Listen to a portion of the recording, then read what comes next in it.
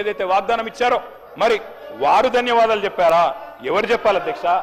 4000 నిరుద్యోగ భృతి అన్నారు, 2 లక్షల ఉద్యోగాలు మొదటి సంవత్సరంలో ఇస్తామన్నారు. మరి ఆ నిరుద్యోగ సోదరులు ధన్యవాదాలు చెప్పాలా? డిఏలు రాక, పిఆర్సీ లేక, బెనిఫిట్స్ అందక నరక యాతన పడుతున్న 10 లక్షల మంది ఉద్యోగులు, పెన్షన్దారులు, అవుట్ సోర్సింగ్ వర్కర్లు వారు ధన్యవాదాలు చెప్పాలా? విషాహారంతో చస్తూ పురుగుల అన్నం తింటున్న లక్షలాది మంది విద్యార్థులు స్పీకర్ సార్ తప్పకుండా మా గౌరవ సోదర శాసనసభ్యులు మా ప్రభుత్వానికి ధన్యవాదాలు చెప్పాలి. మీరు 10 ఏళ్ళు ఒక్క తెల్ల రేషన్ కార్డు ఇయ్యేందుకు, మేము తెల్ల రేషన్ కార్డు ఇచ్చి సన్నబియ్యం ఇస్తున్నందుకు ఇవాళ 20,000 కోట్లతోని మా ఫైనాన్స్ మినిస్టర్ గారు ఇవాళ యంగ్ ఇండియా స్కూల్స్ పేరు మీద కుల మతాలకు అతీతంగా ఒక యంగ్ ఇండియా ఇంటర్నేషనల్ మోడల్లో ఇవాళ స్కూళ్ళు కట్టి సగం స్కూల్ పూర్తిగా వస్తున్నందుకు ఇవాళ ఆర్టీసీలో 278 కోట్ల మంది 11,000 కోట్ల రూపాయలు ఇవాళ ఆర్టీసీకి చెల్లించి ఉచితంగా మా అక్కా చెల్లెలు బడికి పోయినా, గుడికి పోయినా, అమ్మగారింటికి పోయినా ఉచితంగా పోతున్నందుకు, ఇంకా ఈరోజు మీరు గ్రామాలలో చూడండి, ఏ గ్రామానికి వెళ్ళా 30-40 ఇందిరమ్మ ఇల్లు కడుతున్నందుకు తప్పకుండా మీరు ధన్యవాదాలు చెప్పాలి. మీరు ఇంకొక విషయం, మీకు ఏం చెప్పాలి ధన్యవాదాలు? దళితుని ముఖ్యమంత్రి చేసిన ధన్యవాదాలు చెప్పాలా? 2 బెడ్రూమ్ ఇల్లు ఇచ్చిన ధన్యవాదాలు చెప్పాలా?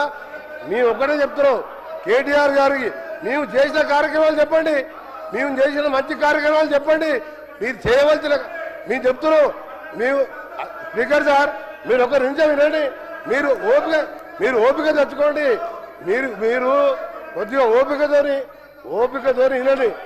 మీరు గౌరవ కేటీఆర్ గారు శాసనలో వాళ్ళు ఇంటున్నారు, మీరు ఓపిక తెచ్చుకోండి. మేము కొన్ని చేసినాం, కొన్ని కార్యక్రమాలు చేసినాం.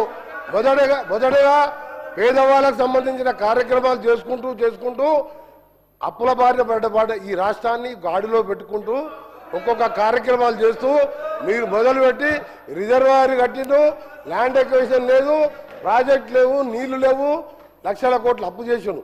అవన్నీ కూడా సెట్ చేసుకుంటూ ఈ 2.5 సంవత్సరాల్లో 3,25,000 కోట్ల అప్పులు మీరు చేసిన దాన్ని బాకీలు కట్టి ఓ రాష్ట్రాన్ని గాడిలో పెడుతున్న సందర్భంలో తప్పకుండా మీరు ధన్యవాదాలు చెప్పాలి.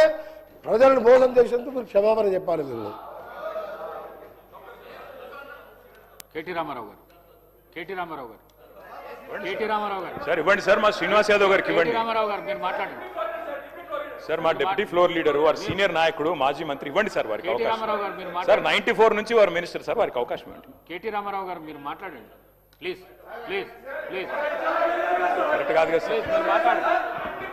స్పీకర్ సార్ ఇస్తాను, మీ తర్వాత ఇస్తాను సార్. మాజీ మంత్రి, బలహీన వర్గాల నాయకుడు, హైదరాబాద్ లో పెద్ద నాయకుడు, మీరు ఈ రకంగా దయచేసి వారిని అవమానించకండి. దయచేసి వారికి మైక్ ఇవ్వండి సార్. మంత్రులకు ఎప్పుడు అడిగితే అప్పుడు ఇస్తున్నారు, వారికి సంబంధం కూడా లేదు, ఆయనకి ఇచ్చేసినారు. మా నాయకుడు అడుగుతున్నాడు, ఇవ్వండి సార్. మా డిప్యూటీ లీడర్ గారు అడుగుతున్నారు, ఇవ్వండి సార్.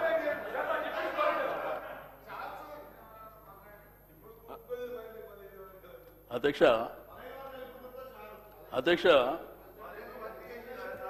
ఈ శాసనసభలో స్పీకర్ గారు అనేది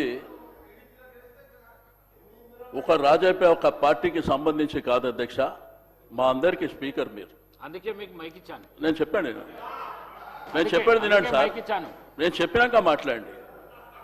మీరు ఈ సభకు స్పీకర్ సార్, అందరి మెంబర్స్ హక్కులు కాపాడవలసింది మీరే సార్. రెండోది, డిప్యూటీ సీఎం గారు కూడా ఇక్కడ ఉన్నారు. పెద్దలు బాలునాయక్ గారు, ఆది శ్రీనివాస్ గారు మాట్లాడింది సార్. మేము ఇక్కడ కూర్చొని విన్నాం, మేము అబ్జెక్షన్ చేయలే. మేము మధ్యలో మైక్ అడిగి ఏదో ఆయన మాట్లాడుతుంది తప్పు అనేటువంటిది మేము చెప్పలేదు సార్. ఇప్పుడు మా వరకు వచ్చినప్పుడు గవర్నర్కు ధన్యవాదాలు చెప్పే తీర్మానం ప్రకారము మా సభ్యుడికి అవకాశం వచ్చింది సార్. ఇప్పుడు రిప్లై చెప్పేటువంటి అధికారం ముఖ్యమంత్రి గారికి లేకపోతే డిప్యూటీ సీఎం గారికి ఉంది. కాబట్టి మా సభ్యులు చెప్పినటువంటిది మీరు దయచేసి వినాలి. మీరు ప్రతిసారి ఇంటర్వ్యూన్ అయినరనుకో, మీరు అక్కడి వైపు నుంచి ఇంటర్వ్యూన్ కావడం, మేము ఇక్కడి నుంచి ఇంటర్వ్యూన్ కావడం అది సభ మర్యాదలో కూడా కరెక్ట్ కాదు, మీరు గుర్తుంచుకోవాలి సార్. నేను దయచేసి స్పీకర్ గారు రిక్వెస్ట్ చేసేది, మీరు మా హక్కులను కాపాడాలి అంతే. మీరు అడిగారు కాబట్టి మేము ఇచ్చినాం అది కాదు కదా సార్. అదే రైట్ రాయల్గా మాకు రావాల్సినటువంటి హక్కు సార్ అది. దయచేసి నేను మంత్రులకు రిక్వెస్ట్ చేస్తున్నా. ఇప్పుడు సభ్యులు అంటే తెలుసో తెలియక కొత్త పాత ఉంటారు, ఏదో అరుస్తుంటారు, కామెంట్ చేస్తారు, ఇటువైపు అటువైపు జనరల్గా జరుగుతుంది. కాబట్టి మంత్రులు జర బాధ్యతగా దయచేసి సభ్యులు మాట్లాడేటప్పుడు మీరు నోట్ చేసుకోండి. ప్రతిసారి ఇంటర్వ్యూన్ అయితే సభకు మర్యాద గౌరవం ఉండదు సార్. లాస్ట్ టైం కూడా అదే జరిగింది. లాస్ట్ టైం కూడా ఇదే సభలో అనని మాటల్ని ముఖ్యమంత్రి గారు ఆ రోజు సీరియస్గా మాట్లాడినప్పుడు మేము బయటకు వెళ్ళిపోయినాం అధ్యక్ష. కనీసం ఇక్కడ ఉన్నటువంటి చీఫ్ విప్పుల బాధ్యత ఏంది అధ్యక్ష? ప్రతిపక్షాల దగ్గరకు వచ్చి మాట్లాడి ఇట్లా కాదు, ఇది స్పీకర్ గారు పంపించారని చెప్పాలి. అది కూడా జరగలే. కాబట్టి నేను దయచేసి మీకు రిక్వెస్ట్ చేసేది, మీరు మా హక్కులను కాపాడాలి. ఇందులో ఉన్నటువంటి ప్రతి సభ్యుడు including chief minister, opposition leader, ప్రతి ఒక్కరు కూడా సభ్యులే అధ్యక్ష ఇక్కడ. కాబట్టి దయచేసి మా సభ్యుడికి అవకాశం వచ్చినప్పుడు ఆయన మాట్లాడిందంతా వినండి, మీరు నోట్ చేసుకోండి. తర్వాత మీరు రేపు ఎట్లయినా రిప్లై ఇవ్వాలి కదా, అప్పుడు ఇవ్వండి. అంతేగాని వాళ్ళు ఇంటర్వ్యూన్ అయ్యి మేము ఇంటర్వ్యూన్ అయ్యి సభ గౌరవానికి కూడా మర్యాద కాదు అధ్యక్ష. ఇప్పుడు ఇద్దరు సభ్యులు అనేక విషయాలు మాట్లాడినప్పుడు దాంట్లో కొన్ని వాస్తవాలు ఉన్నాయి, చాలా అవాస్తవాలు ఉన్నాయి.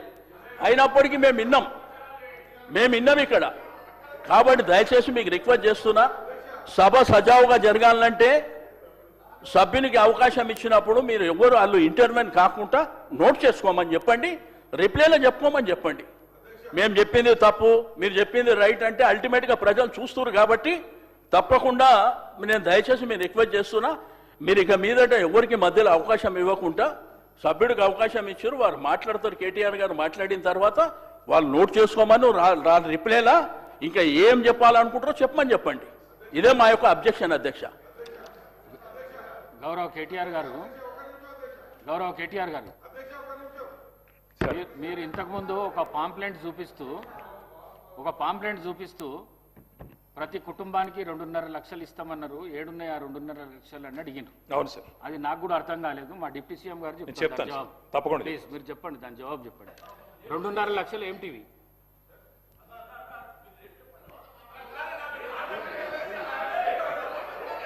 ప్లీజ్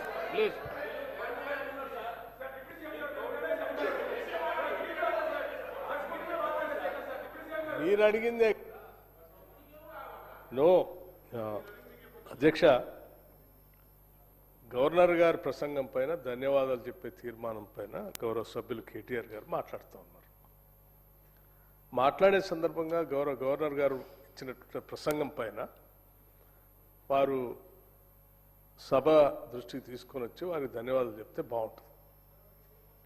అది వదిలేసి రాష్ట్ర ప్రభుత్వం చెప్పినటువంటి హామీల్లో వారు చాలా హామీలు ఇచ్చారు, ఏమి చేయట్లేదు అని బ్లాంకెట్గా ఒక స్టేట్మెంట్ ఇచ్చారు. ఇది కరెక్ట్ కాదు అధ్యక్ష. ఈ రాష్ట్రంలో ఒక కుటుంబ దాదాపు 2.5 లక్షల పైన అన్ని స్కీములు కలిపి పెద్ద ఎత్తున లబ్ధి చేరుతుందని చెప్పి ఆనాడు నేను చెప్పిన మాట వాస్తవం. ఇప్పుడు కూడా లెక్కలతో సహా వారికి సమాధానం చెప్పేటప్పుడు నేను తప్పనిసరిగా చెప్తాను ఒక్కొక్క కుటుంబానికి ఎంత అందుతున్నాయనేది కూడా.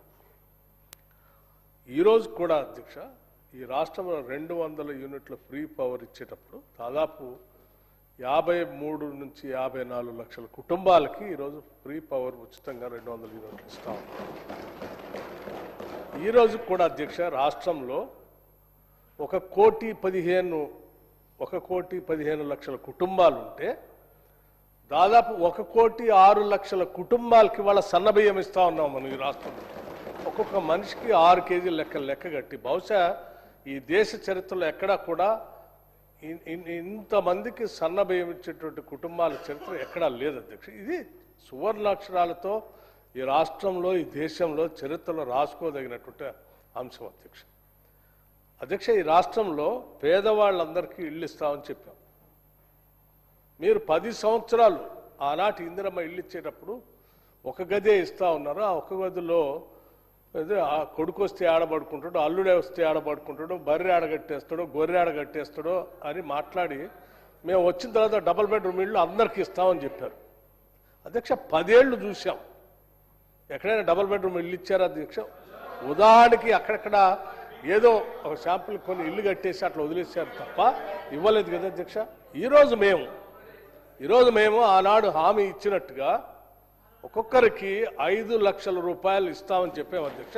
చెప్పటమే కాదు, మొదటి ఒకటే సంవత్సరంలో 4,50,000 ఇందిరమ్మ ఇళ్లని ఒక్కొక్క నియోజకవర్గానికి 3,500 ఇళ్ల లెక్క చొప్పున 22,500 కోట్ల రూపాయలతో పేదవాళ్ళకి ఇందిరమ్మ ఇళ్లు కట్టిస్తా ఉన్నాం అధ్యక్ష. ఇది దేశ చరిత్రలో ఏ రాష్ట్రంలో కూడా ఇంత పెద్ద ఎత్తున పేదవాళ్ళ కోసం ఇందిరమ్మ ఇల్లు కట్టించినటువంటి పరిస్థితి లేదు అధ్యక్ష.